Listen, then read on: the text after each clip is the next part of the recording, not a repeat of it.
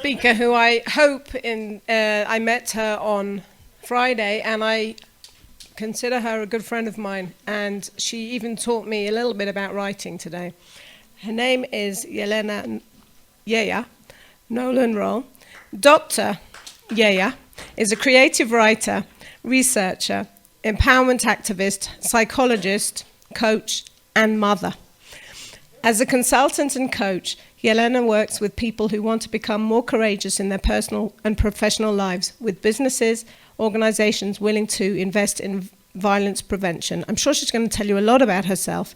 She lives in Bristol, it's a good place to live, at UK and Belgrade, Serbia, with her family.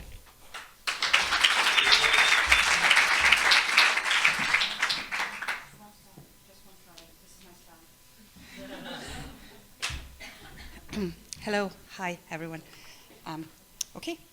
First, I just want to say thank you to everyone for. You have to use the mic, or they don't hear you in Facebook world. Sorry, Facebook world. Sorry, Facebook world. How's that? Can you hear me? Yes. Hello, hi. So, I would just first like to say thank you to everyone for having me here, because this is such a privilege. Thank you. And my talk is a bit more personal. So, I'll start. I'm knocking on my father's door. I'm 28 years old. I never met him before. And once I meet him, everything will be okay and my life will be so much better. No more toxic relationships, no more anxiety, fade out, sunset, and I lived happily forever after. Who is it? A female voice asks. Jelena. F off and go and do something with your life. The door remains closed. Now, to say I was disappointed or hurt or torn to pieces would still be an understatement. See, I believed in a magic lamp of finding my father all of my life. And finally I found it, I rubbed it, and the genie took one look at me and told me, nah.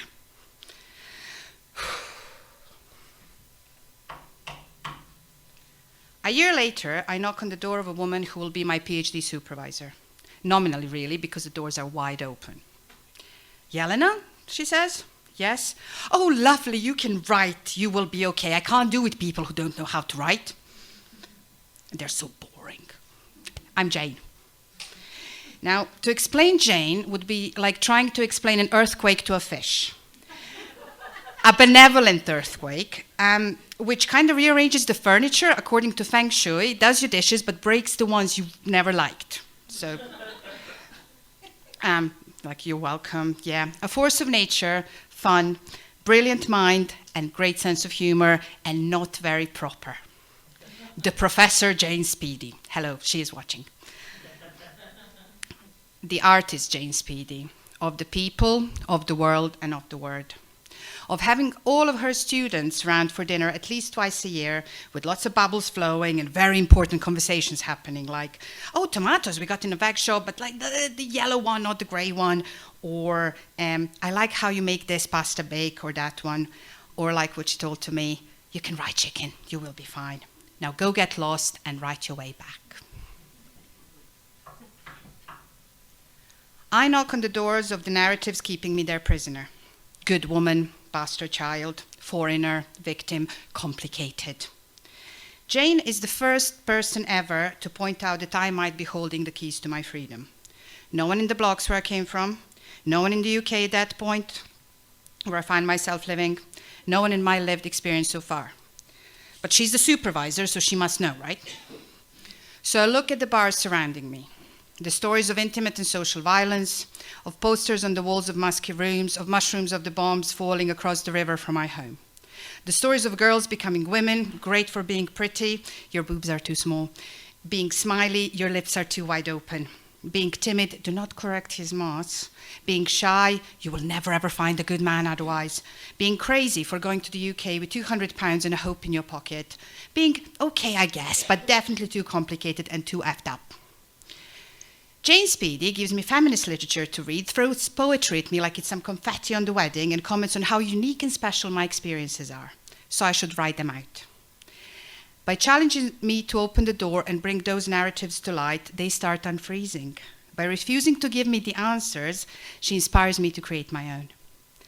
Now I know that the narratives which make me feel invisible and lonely are the ones about happy forever families or good Balkan women who get married young, or of keeping toxic friendships because you know them forever, or holding myself back with people around me because I'm too complicated out of fear to not lose people around me. And by the way, the expression is complex, and if it makes you too much, well, then they're not worth of your time.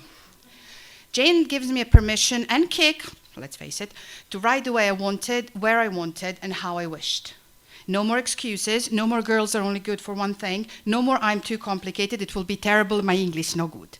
No. So I cut my hair pretty, wide open my lips for a smile, and although scared to the bone, bravely enter the land of dragons, inside and outside in the society, to find and tell the stories I feel resonate with my lived experience and provide the answers to the world. Waiting to be saved is boring. I also admit that to myself. The lived experience wakes up and demands to be storied in a way which respects it.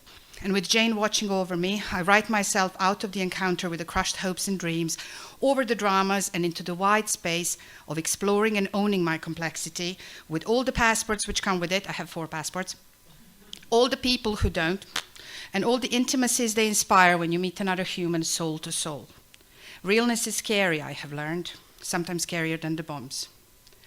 In the 278 pages I wrote for my PhD, I cried a lot. I often stopped. I had to go for long walks and run away to a lot of science fiction and magic realism to convince myself I'm on the right way. I also met my father, both younger and older versions of him, and we had a good chat on the pages. I decided that's enough for now. And in the next moment, I realized I was using myself as a means to judge whether something works for me or not. And I could just picture Jane's smile. You got it, chicken. What's happening now, 7 years after my doctoring? Jane left academia and is now a full-time artist. This is one of her works of art. She's watching this too. Hi, Jane. Now I'm the one who encourages people to write their ways out of the stories which don't work for them. Knowing they often need storage support, I connect them with others and collect the research, both creative and academic, to convince them to start doing it. I can't convince them to continue, of course. They're the ones who are about to look into what is holding them scared, holding them helpless, holding them frozen, and holding them to a dream handed by somebody else that everything will be okay when someone else does something. They're the ones who need to choose to save themselves. I can only be present, provide support, and occasional food and drink. For when the time comes for those stories to be changed,